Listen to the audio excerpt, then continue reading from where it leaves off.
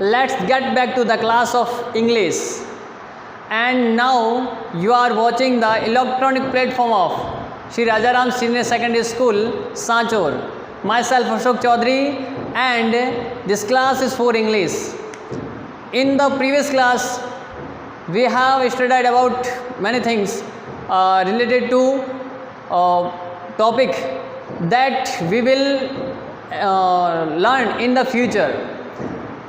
And now in this class we are going to learn about an important topic that is most unique topic of the whole grammar, and we can say that this topic is a base of the grammar, base of the language. So today's class you should observe the whole class with the full of concentration. If you ignore this class, then you will miss something else from your life, from your subject, from your this topic, and so many.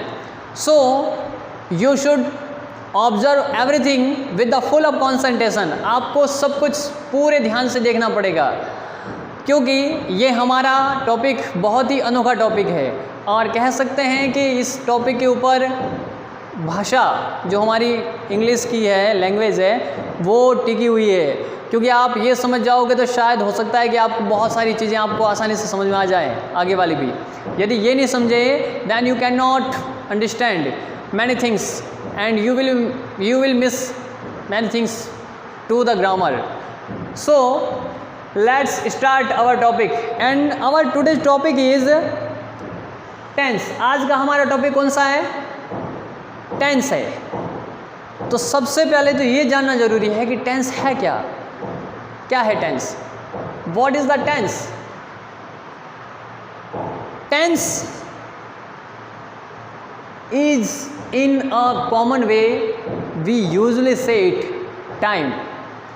एक सामान्य तरीके से यदि हम कहें तो इसको हम क्या कह सकते हैं?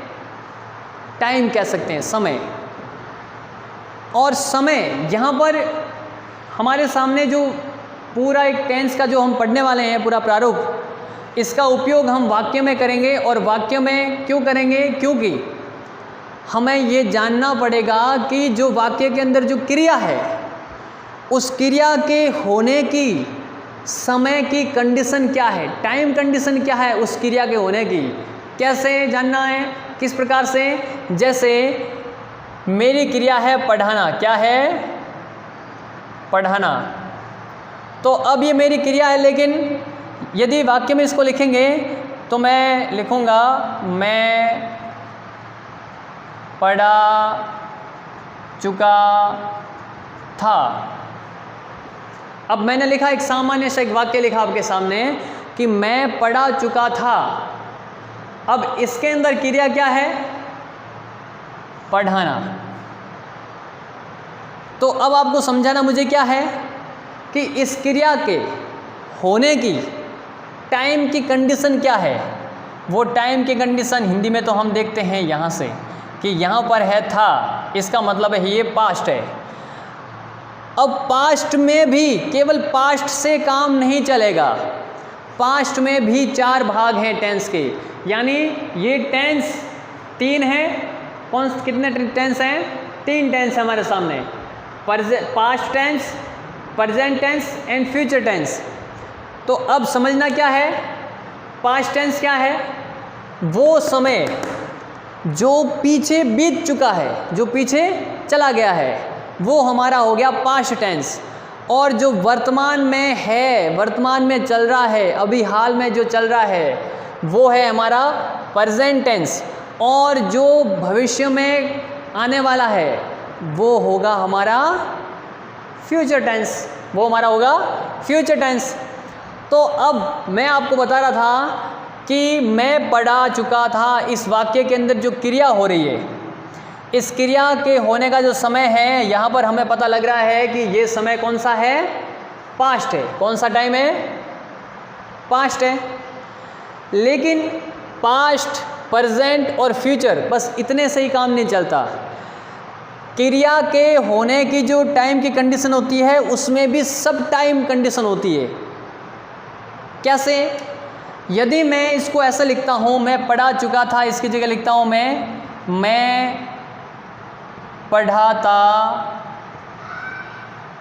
पढ़ाता था, तो इसमें क्रिया क्या है? पढ़ाना। क्या है इसमें क्रिया? पढ़ाना। लेकिन इस क्रिया में टाइम क्या है? था से पता लगता है कि पास्ट है, लेकिन इस था से पहले क्या आया? ता। इससे पता लगता है कि ये पास्ट सिंपल है। अब यही वाक्य मैं इसी क्रिया के बारे में एक वाक्य और लिखता हूँ, और वो वाक्य लिखता हूँ मैं पढ़ा रहा था। अब इसमें भी क्रिया क्या है? पढ़ाना। क्रिया क्या है इसमें? पढ़ाना। अब ये पता लगाना पड़ेगा कि इसमें टेंस कौन सा है, तो इसमें टेंस है पास्ट। लेकिन इस पास्ट टेंस में केवल पास्ट टेंस से काम नहीं चलेगा, पास्ट में भी कौन सा टेंस है, सब टेंस कौन सा है, तो इसको हम देखने के लिए उसके आगे आएंगे, यहाँ से देखेंगे। तो यहाँ पर रहा से पता लगेगा कि ये है पास्ट कंटिन्यूस, तो इसमें पढ़ाना क्रिया है और था से पता लगता है पास्ट है। लेकिन यदि हम इसके आगे वाले शब्द को देखें तो इससे पता लगता है कि ये पास्ट परफेक्ट टेंस का सेंटेंस है। इसका मतलब है कि इसमें जो क्रिया हो रही है या हो चुकी थी, उस क्रिया में पास्ट परफेक्ट टेंस लगेगा, यानी हैड प्लस वर्ब की थर्ड फॉर्म लगेगी। अब ये सारा बाद में पढ़ेंगे, लेकिन आपको समझना अभी ये ज़रूरी है कि वाक्य के अंदर जो क्रिया होती है उस क्रिया के होने की टाइम कंडीशन क्या है उसके बारे में जानना जरूरी है। तो टाइम कंडीशन 1, 2 और 3, इन तीनों से ही काम नहीं चलेगा। तो मैं आपको समझाना इसके माध्यम से ये चाहता हूँ कि इन तीनों के अलावा प्रत्येक में 4 प्रकार की कंडीशन होती है। कितने प्रकार की? 4 प्रकार की। पास्ट में इंडेफिनेट, कंटिन्यूअस, परफेक्ट और परफेक्ट कंटिन्यूअस। कहने का अर्थ है पास्ट की past indefinite, past continuous, past perfect and past perfect continuous. Same to same ये तो हैं टेंस के टाइप और ये हैं टेंस के सब टाइप। ये तीनों के तीनों टेंस के टाइप हैं और ये टेंस के सब टाइप हैं। अब ये पास्ट के जो 4 प्रकार हैं वो 4 प्रकार प्रेजेंट में भी होते हैं, यानी प्रेजेंट इंडेफिनेट होता है, प्रेजेंट कंटिन्यूअस होता है, प्रेजेंट परफेक्ट होता है, प्रेजेंट परफेक्ट कंटिन्यूअस होता है। और ये 4 कंडीशन फ्यूचर में भी होती है। किस में होती है? फ्यूचर में भी होती है। Future indefinite, future continuous, future perfect और फ्यूचर परफेक्ट कंटिन्यूअस, ये चारों की चारों कंडीशन फ्यूचर में भी होती है। तो मुझे लगता है कि आपको इतना समझ में आ गया होगा कि टेंस क्या है और टेंस कितने प्रकार के होते हैं और कितने प्रकारों में भी कितने प्रकार होते हैं। 3 प्रकार और 3 प्रकारों में भी टोटल कितने प्रकार हो जाएंगे? 4, यानी 4 प्रकार पास्ट के, 4 प्रकार प्रेजेंट के, 4 प्रकार फ्यूचर के। तो ये टोटल 4, ये टोटल कितने टाइप हो जाएंगे? 12। कितने टाइप हो जाएंगे? 12। टोटल 12 टाइप होंगे। अब ये 12 के 12 टाइप काम क्या करेंगे? इसका काम क्या होगा? तो इसको जानने से पहले हमें एक बार फिर से थोड़ा सा फ्लैशबैक करना पड़ेगा अपनी स्टडी को थोड़ा सा फ्लैशबैक करना है। और फ्लैशबैक कैसे करना है वो देखते हैं। तो हमारा जो फ्लैशबैक था, मैंने भी आपको कहा था कि थोड़ा फ्लैशबैक में जाना पड़ेगा। तो हमारा फ्लैशबैक क्या था? एक छोटा सी बात है जो हमने पीछे सीखी थी। हमने पढ़ा था एलिमेंट्स ऑफ सेंटेंस, वाक्यों के तत्वों को पढ़ा था। इसमें कौन कौन से तत्व होते हैं वाक्य में? Subject, helping verb, main verb and object.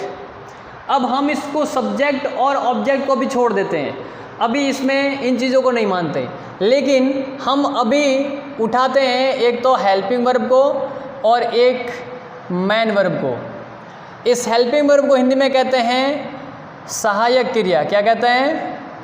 सहायक क्रिया। और इस मेन वर्ब को कहते हैं मुख्य क्रिया, क्या कहते हैं?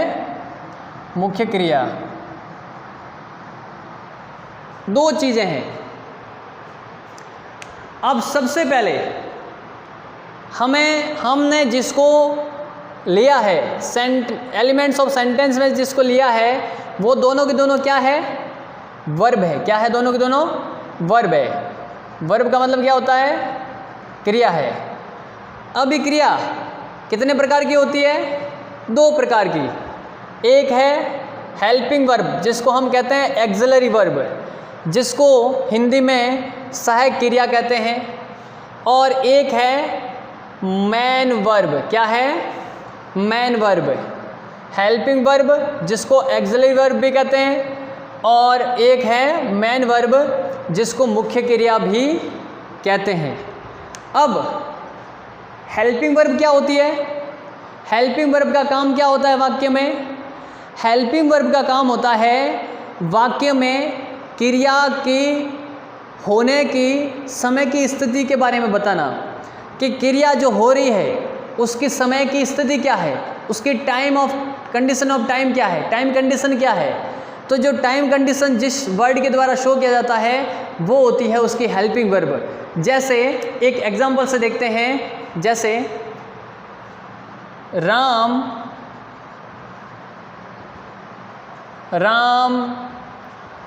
Is going to school.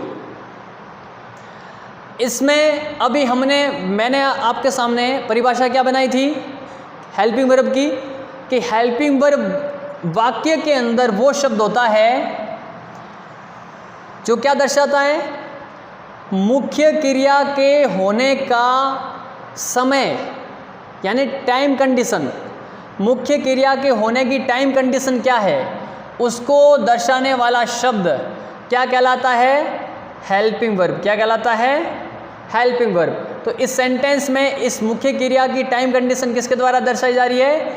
Is के द्वारा। तो यहाँ पर इज क्या हो गया? Helping verb. तो हेल्पिंग वर्ब का काम है टाइम कंडीशन दर्शाने का सेंटेंस में। और मेन वर्ब क्या होती है? मेन वर्ब जिसके द्वारा वाक्य के अंदर कोई एक्शन शो की जाती है। क्या शो की जाती है? एक्शन। एक्शन का मतलब किसी प्रकार का कोई कार्य या काम। यदि वाक्य के अंदर किसी शब्द के द्वारा कोई कार्य या काम या क्रिया का जो भाव पैदा होता है जिस शब्द से, वो होती है उसकी मेन वर्ब। क्या होती है? Main verb. तो आज तक हमने यही पढ़ा था कि मेन वर्ब जो होती है उसकी 3 फॉर्म होती है। कहते हैं ना कि एक वर्ब की 3 फॉर्म होती है, first form, second form and third form. यानी एक वर्ब की कितनी फॉर्म होती है? 3 फॉर्म। आज तक हमने यही पढ़ा था कि एक क्रिया की 3 फॉर्म होती है, first form, second form and third form. But you will be surprised that there is overall 5 form of a verb. लेकिन आप ये जान करके हैरान हो जाएंगे कि एक क्रिया की जो ओवरऑल फॉर्म होती है, मेन वर्ब की मुख्य रूप से हमने कितने प्रकार की फॉर्म आज तक पढ़ी है? 3 प्रकार की। कितने प्रकार की? 3 प्रकार की। Mainly 3 form of verb. 3 प्रकार की क्रियाओं को हमने पढ़ा है। 3 प्रकार की फॉर्म को पढ़ा है एक क्रिया की, first form, second form, third form. But लेकिन जो उसकी ओवरऑल फॉर्म होती है, ओवरऑल सारी की सारी फॉर्म होती है, वो फॉर्म कितनी होती है? Total 5 form of verb. Total एक क्रिया की 5 फॉर्म होती है। कितनी फॉर्म होती है? 5 फॉर्म। अब ये 5 फॉर्म कौन सी है? वर्ब की first form, second form, third form, fourth form और फिफ्थ फॉर्म। अब ये क्या है, कैसे है, ये फर्स्ट फॉर्म क्यों है, ये कैसे है, ये सेकंड फॉर्म कैसे है, थर्ड फॉर्म कैसे है, फोर्थ फॉर्म कैसे है, फिफ्थ फॉर्म कैसे है, उसको देखते हैं। यदि क्रिया के साथ में हमने कोई सेंटेंस लिखा, राम गोज टू मार्केट, एक ऐसा कैसा सेंटेंस में और एक यहां लिख रहा हूं, और वो हमारा सेंटेंस है Ram and Shyam, Ram and Shyam go to market. अब आप समझना, मेरा पहला example and second example, first example and second example. First example में क्या है? फर्स्ट एग्जाम्पल में राम गोज टू मार्केट। अब इसमें कर्ता कौन है? राम है। राम सिंगुलर है या प्लूरल है? तो इसमें राम सिंगुलर है। तो राम के सिंगुलर होने के कारण यहाँ पर हमने वर्ब के साथ में, हमारी वर्ब है यहाँ पर गो, और इस गो के साथ में हमने जोड़ दिया ईएस। क्या जोड़ दिया? ईएस। तो ये हो गया गोज। क्या हो गया? गोज। अब ये गोज हमने इसके साथ ईएस क्यों जोड़ा? क्योंकि ये प्रेजेंट सिंपल का सेंटेंस है। अब ये प्रेजेंट सिंपल का है, ये बात अलग है, लेकिन हमने यहाँ पर ईएस जोड़ा, वो इसलिए जोड़ा क्योंकि यहाँ पर क्या है? राम सिंगुलर है। तो प्रेजेंट सिंपल का होने के कारण इसमें वर्ब के साथ एस या ईएस आएगा या फिर कुछ नहीं आएगा। यदि कर्ता एक वचन है तो वर्ब के साथ एस या ईएस आता है, और यदि कर्ता यहाँ पर Ram and Shyam go to market, कर्ता कितने हैं यहाँ पर? 2 कर्ता हैं, 2 सब्जेक्ट, 2 सब्जेक्ट हैं। तो ये कर्ता क्या हो गए? प्लूरल हो गए। क्या हो गए? प्लूरल हो गए। जब यहाँ पर कर्ता प्लूरल है तो हमने यहाँ पर वर्ब के साथ में कोई भी एस या ईएस नहीं जोड़ा। तो प्रेजेंट फॉर्म में जब प्लूरल सब्जेक्ट हो, सब्जेक्ट कैसा हो? प्लूरल हो, तो उसमें केवल और केवल वर्ब की फर्स्ट फॉर्म। अब ये वो फॉर्म नहीं है जो हम फर्स्ट सेकंड थर्ड पढ़ते हैं। यहाँ पर एक समझने का एक पूरा स्केच है। वर्ब की फर्स्ट फॉर्म, जहाँ पर हम जिसको कहते हैं प्रेजेंट प्लूरल फॉर्म, जिसमें वर्ब के साथ कुछ नहीं आता। वी का मतलब यहाँ पर वर्ब है, वर्ब के साथ कुछ नहीं आता। क्यों वर्ब के साथ कुछ नहीं आएगा? क्योंकि प्रेजेंट सिंपल में ये प्लूरल फॉर्म है। जैसे ये प्रेजेंट सिंपल का पूरा सेंटेंस है, Ram and Shyam go to market, ये पूरा का पूरा सेंटेंस प्रेजेंट सिंपल का है। इसमें राम एक सब्जेक्ट है, श्याम एक सब्जेक्ट है। अब ये दोनों के दोनों सब्जेक्ट होने के कारण यहाँ पर कर्ता क्या हो गए? प्लूरल हो गए, और प्लूरल होने के कारण हमने वर्ब के साथ कुछ भी नहीं लगाया। तो V1 का अर्थ है प्रेजेंट प्लूरल फॉर्म, जिसमें केवल वर्ब आएगी, वर्ब के साथ कुछ भी नहीं लगेगा। और यहाँ पर था राम गोज टू मार्केट, इसमें कर्ता क्या है? सिंगुलर है। और कर्ता के सिंगुलर होने के कारण, कर्ता के सिंगुलर होने के कारण यहाँ पर जो कार्य है उस कार्य के साथ में हमने ईएस लगाया है। ईएस क्यों लगाया है? क्योंकि यहाँ पर प्रेजेंट सिंपल का सेंटेंस है और कर्ता कितने वचन है? एक वचन है, यानी सिंगुलर है। तो यहाँ पर प्रेजेंट सिंगुलर फॉर्म के लिए हम क्या करते हैं? वर्ब के साथ क्या लगा देते हैं? एस या ईएस लगा देते हैं, एस या ईएस लगा देते हैं। अब दूसरा है पास्ट फॉर्म। कौन सा है? Past form. पास्ट फॉर्म जिसको हम सेकंड फॉर्म भी बोलते हैं। एंड उसके बाद में है थर्ड फॉर्म। थर्ड फॉर्म का अर्थ है पास्ट जिसको पास्ट पार्टिसिपल भी बोलते हैं। ये वर्ब की थर्ड फॉर्म है, ये वर्ब की सेकंड फॉर्म, ये वर्ब की थर्ड फॉर्म। और वर्ब की फर्स्ट फॉर्म जिसमें ना एस ना ईएस कुछ नहीं लगता, वर्ब की फर्स्ट फॉर्म, ये वर्ब की सेकंड फॉर्म, वर्ब की थर्ड फॉर्म। और यदि हमने वर्ब के साथ आईएनजी लगाया, ये तो सबको ही ज्ञान है कि यदि वर्ब के साथ आईएनजी लग जाता है तो उस वर्ब की कोई फॉर्म चेंज नहीं होती है, यानी केवल आईएनजी ही रहता है। जैसे कि गो है, जैसे क्या है? गो है। तो इस गो के साथ मैंने यदि आईएनजी लगा दिया तो इस गो को हम और फॉर्म में चेंज नहीं कर सकते। गो का वेंट या गॉन नहीं बन सकता, क्योंकि यहाँ पर क्या है? गो के साथ आईएनजी लग गया, इसलिए नहीं बन सकता। अब प्रेजेंट पार्टिसिपल यदि वर्ब के साथ आईएनजी लग गया तो वो वर्ब की चौथी फॉर्म है। और अभी हमने स्टार्ट में ही पढ़ा था कि यदि प्रेजेंट सिंपल का कोई सेंटेंस है और उसमें कर्ता क्या है, सिंगुलर है, तो उसके लिए हम क्या करते हैं, वर्ब के साथ क्या लगाते हैं, एस या ईएस लगाते हैं। तो अभी इस सारणी को बताने का रीज़न क्या था, आपको आइडेंटिफाई करवाना है, इससे आपका इंट्रोडक्शन करवाना था फॉर्म ऑफ वर्ब से, क्रिया की जितने रूप हैं उन सारे रूपों से आपको केवल और केवल इंट्रोडक्शन करवाना था, इसलिए ये सारी चीज़ें यहाँ पर लिख करके मैंने बताई है। अब अभी तक टेंस क्या है, हमने अभी तक क्या क्या पढ़ा, टेंस क्या है, टेंस का टाइप कितने होते हैं, टेंस के सब टाइप कितने होते हैं, और टेंस में हेल्पिंग वर्ब का काम क्या होता है, टेंस में मेन वर्ब का काम क्या होता है, मेन वर्ब की कितनी फॉर्म्स होती है, इतनी सारी बातें, यानी टोटल हमने 6 बातें पढ़ी है, टोटल 6। यदि आपको इसमें से कुछ भी कन्फ्यूज़न है then you have to leave your comment in the comment box and ask us that what you have confusion, what have you any confusion, you can also discuss with us। चलिए अब मैं एक बार फिर से आपको revision करके बता देता हूँ कि हमने अभी तक पढ़ा क्या क्या है इसमें, क्योंकि अभी आगे हम शुरू करने वाले हैं, वो शुरू करेंगे क्या, टेंस का पहला टाइप, और पहला टाइप कौन सा है हमारा, प्रेजेंट, और प्रेजेंट में पहला टाइप कौन सा बनेगा, प्रेजेंट सिंपल, हम उसको शुरू करेंगे।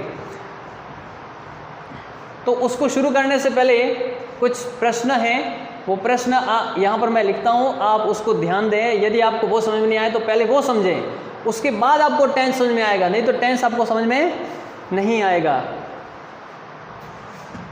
प्रश्न क्या है, प्रश्न है, मैं प्रश्न लिख देता हूँ, प्रश्न, what do you means, what do you mean by tense। आप टेंस से क्या समझते हैं, हमारा सेकंड पर्सन, हाउ मैनी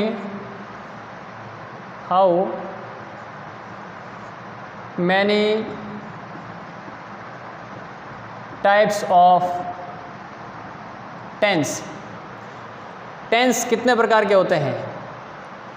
तीसरा, हाउ मैनी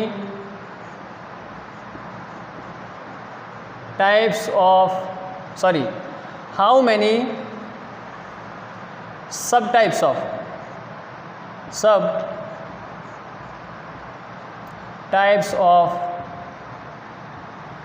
टेंस, टेंस के सब टाइप कितने होते हैं।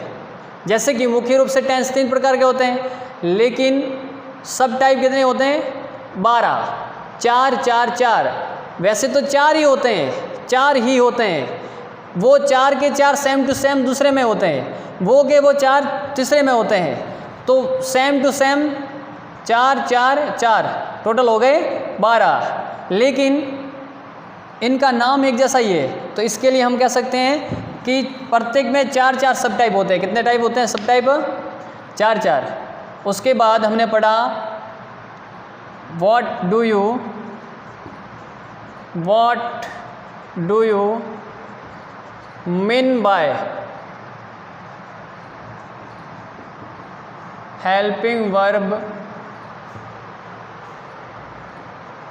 And main verb.